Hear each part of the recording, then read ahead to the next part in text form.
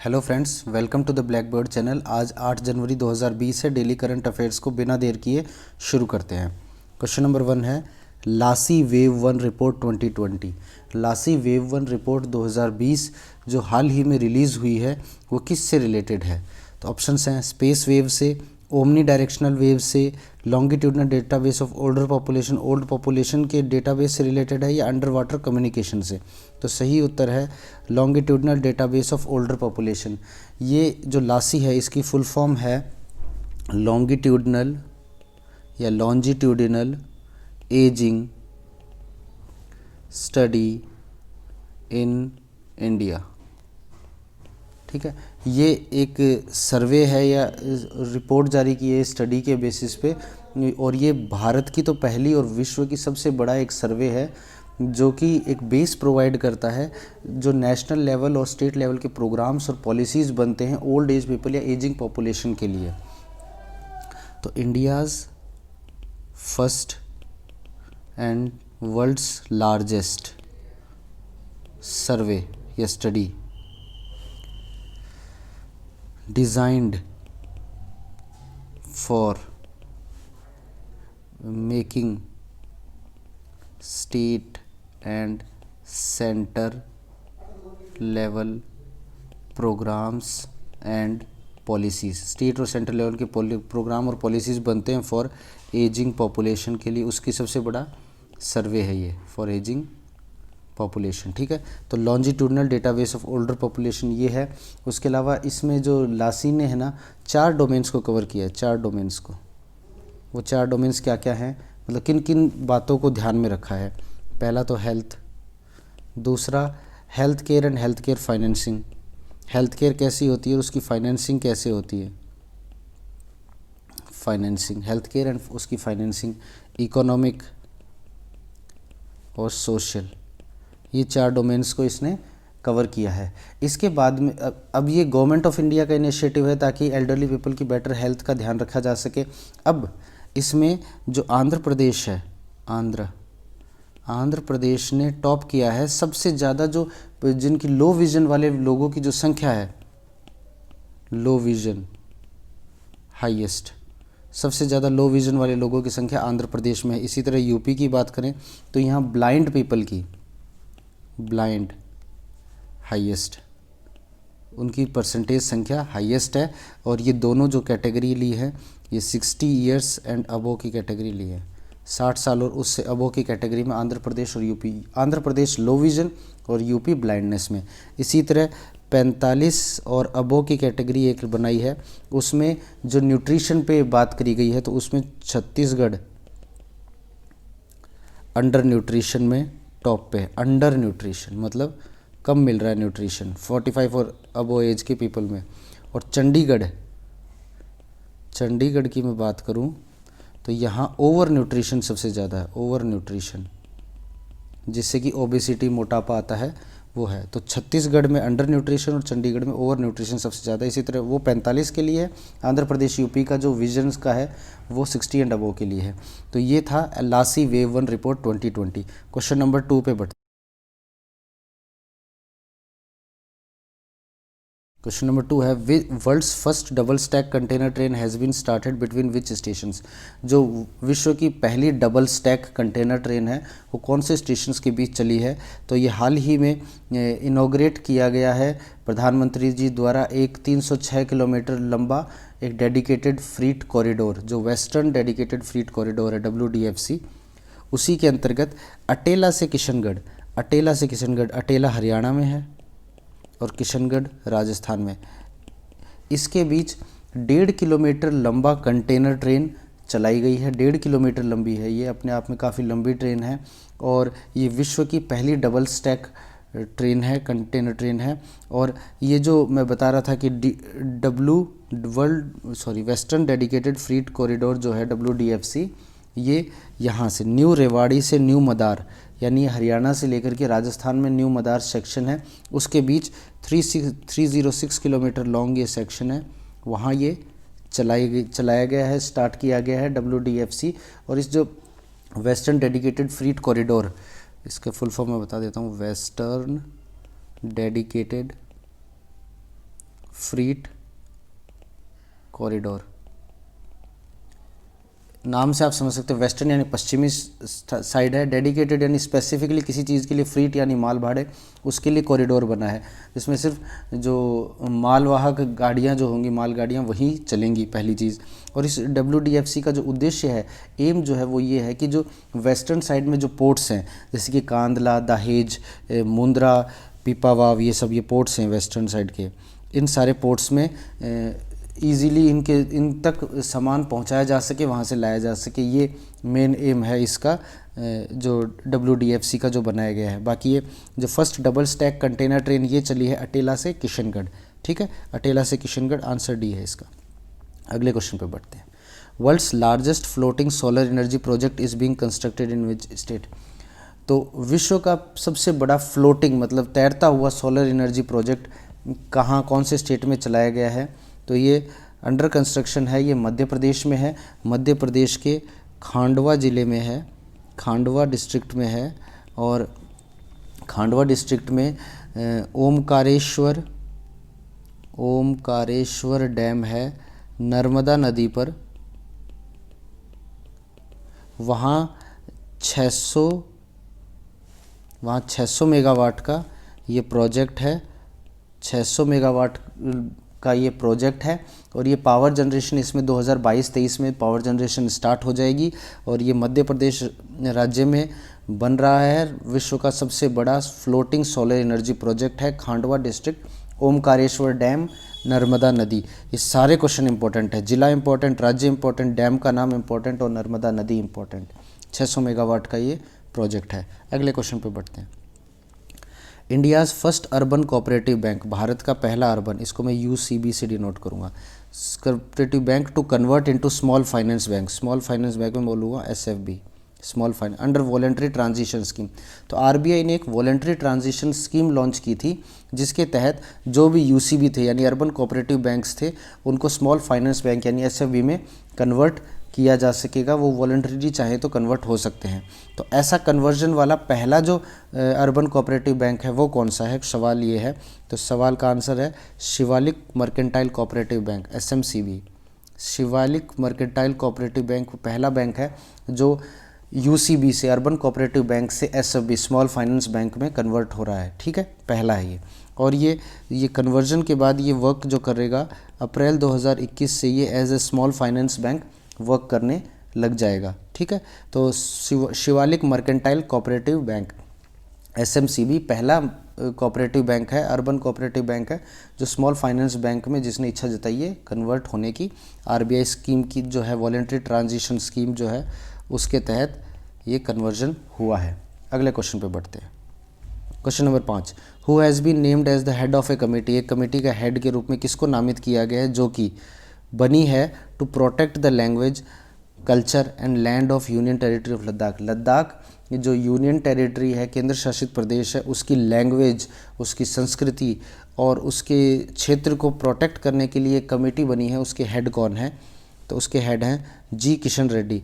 जी किशन रेड्डी को उस कमेटी का हेड बनाया गया है। उसमें मेंबर्स जो होंगे वो एक तो इलेक्टेड रिप्रेजेंटेटिव्स होंगे लद्दाख में, लद्दाख के रिप्रेजेंटेटिव्स फ्रॉम लद्दाख, एक तो ये होंगे। मेंबर्स कौन कौन है उस कमेटी के?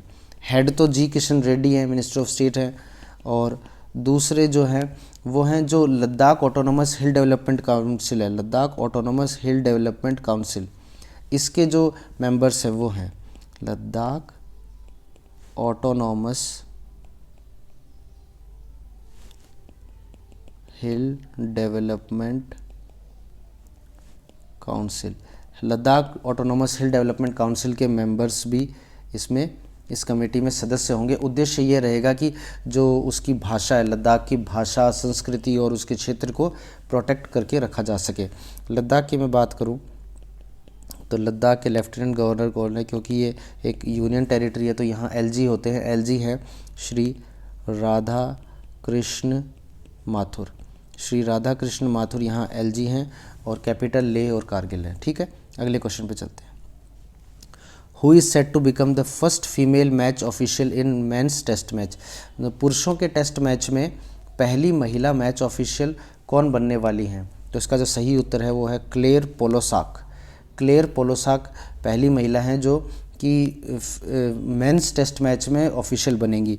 ये जो टेस्ट मैच है ये भारत और ऑस्ट्रेलिया के बीच जो जारी टेस्ट सीरीज़ का 3rd टेस्ट मैच होगा, ऑस्ट्रेलिया और इंडिया के बीच जो टेस्ट श्रृंखला जारी है उसमें 3रे टेस्ट मैच में एज ए 4th अंपायर इनको नियुक्त किया गया है। 4th अंपायर का बेसिकली काम ये होता है कि जो भी न्यू बॉल्स लाना ले जाना, उसके अलावा जो हमारा क्या कहते हैं जो लाइट है वो लाइट की टेस्टिंग करना ये काम, उसके अलावा जो पिच है जो ब्रेक में लंच ब्रेक टी ब्रेक में उसकी पिच की स्थिति को देखना, ये सब काम एक 4th अंपायर का होता है।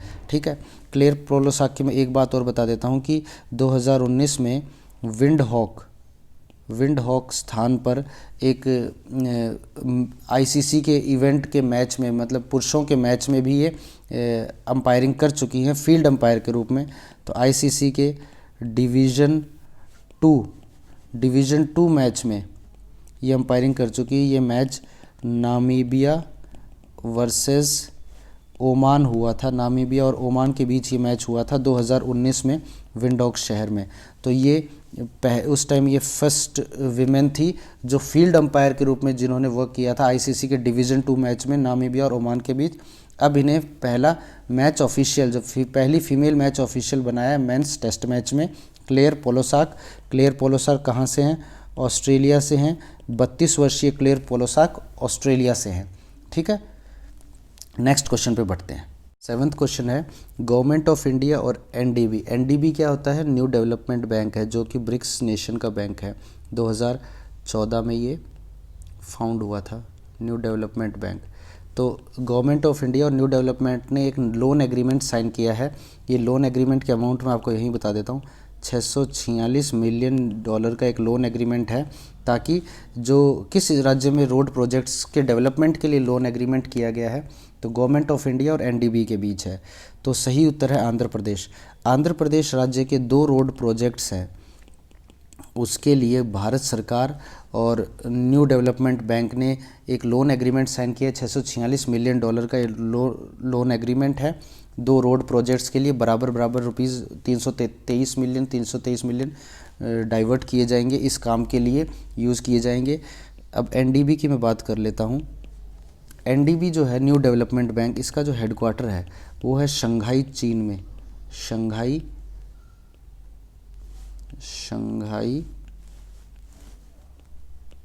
चाइना। ठीक है। शंघाई चाइना में इसका हेडक्वार्टर। इसके जो प्रेसिडेंट इसके हैं मार्कोस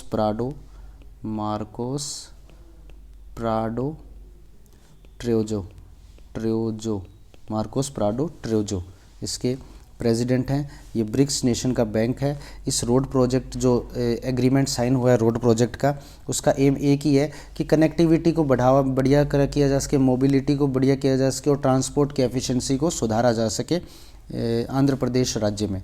ठीक है। अगले क्वेश्चन पे बढ़ते हैं। Question number 8। Khelo India ice hockey tournament is being organised at. Khelo India ice hockey tournament ये ऑर्गेनाइज हो रहा है, ये कहाँ पर हो रहा है? तो इसका जो सही उत्तर है कारगिल में ये आयोजित हो रहा है। चिकतान कारगिल में जो जगह है वहाँ ये आयोजित किया जा रहा है। इसमें कुल मिलाकर 13 टीम्स हैं, 13 टीम्स है जो भाग ले रही हैं, जिसमें 11 मेंस की टीम है यानी 11 पुरुषों की टीम है और 2 विमेंस टीम है। उसमें एक बात और है कि चिकतान की महिला टीम भी इस बार भाग ले रही है, जो पहली बार हो रहा है। First time women team of Chiktan is also participating, भाग ले रही है। चिकतान की महिला टीम भी भाग ले रही है। कुल मिलाकर 13 टीम्स हैं इसमें। खेलो India ice hockey tournament Kargil में हो रहा है, ये इंपॉर्टेंट है, कारगिल में हो रहा है। ठीक है। अगले क्वेश्चन पे बढ़ते हैं। Question number 9। Who has sworn in as the chief justice of Andhra Pradesh high court. Andhra Pradesh high court के नए चीफ जस्टिस कौन होंगे? तो किन्होंने शपथ ली है? तो सही उत्तर है अरूप कुमार गोस्वामी। अरूप कुमार गोस्वामी ने आंध्र प्रदेश हाई कोर्ट के चीफ जस्टिस के रूप में शपथ ली है। पूर्व में ये सिक्किम हाई कोर्ट के चीफ जस्टिस थे। सिक्किम हाई कोर्ट के चीफ जस्टिस थे, वहाँ से ये आंध्र प्रदेश हाई कोर्ट के चीफ जस्टिस इनको बनाया गया है। और पहले जेके माहेश्वरी आंध्र प्रदेश हाई कोर्ट के चीफ जस्टिस थे, अब उनका ट्रांसफ़र किया गया, उन्हें सिक्किम हाई कोर्ट भेजा गया है। अब सिक्किम हाई कोर्ट के चीफ जस्टिस हैं श्री जेके माहेश्वरी। तो एक तरह से हम ये समझ सकते हैं कि ये एक सिक्किम हाई कोर्ट है और ये आंध्र प्रदेश हाई कोर्ट है। ठीक है, आंध्र प्रदेश हाई कोर्ट। यहाँ पहले थे ए.के. गोस्वामी और यहाँ थे जे.के. माहेश्वरी। मतलब इस ट्रांसफ़र से पहले जे.के. माहेश्वरी को भेज दिया सिक्किम हाई कोर्ट में और ए.के. गोस्वामी को भेज दिया आंध्र प्रदेश हाई कोर्ट में। तो वर्तमान में आंध्र प्रदेश हाई कोर्ट के चीफ जस्टिस हैं अरूप कुमार गोस्वामी। अगले क्वेश्चन पे बढ़ते हैं। Who has been elected as the president of All India Chess Federation. All India Chess Federation के नए प्रेसिडेंट कौन होंगे, किनको नियुक्त किया गया, किनको इलेक्ट किया गया है? तो सही उत्तर है संजय कपूर। संजय कपूर को ऑल इंडिया चेस फेडरेशन यानी AICF का प्रेसिडेंट नियुक्त किया गया है और ये यंगेस्ट प्रेसिडेंट हैं AICF के, ऑल इंडिया चेस फेडरेशन के ये यंगेस्ट प्रेसिडेंट हैं। इन्होंने किनका स्थान लिया है? तो स्थान जिनका लिया है वो हैं PR वेंकट रामा राजा। PR वेंकट रामा राजा इनका स्थान लिया, ये तमिलनाडु से थे। वेंकट रामा राजा इनका स्थान लिया, तमिलनाडु से थे। संजय कपूर उत्तर प्रदेश को रिप्रेजेंट करते हैं चेस फेडरेशन में, उत्तर प्रदेश को रिप्रेजेंट करते हैं। यंगेस्ट प्रेसिडेंट हैं ऑल इंडिया चेस फेडरेशन के और इनका जो कार्यकाल है, जो टर्म है, वो 2023 तक रहेगा। 2023 तक इनका टर्म रहेगा। उसके अलावा मैं बात कर दूं तो ऑप्शन ए श्री नरेश शर्मा, नरेश शर्मा को यहाँ ट्रेजरर बनाया गया, कोषाधिकारी, ट्रेजरर। ठीक है। इसके अलावा भरत सिंह चौहान की मैं बात करूं तो भरत सिंह चौहान को सेक्रेटरी या सचिव बनाया गया है ऑल इंडिया चेस फेडरेशन का। तो ट्रेजरर नरेश शर्मा, सचिव भरत सिंह चौहान।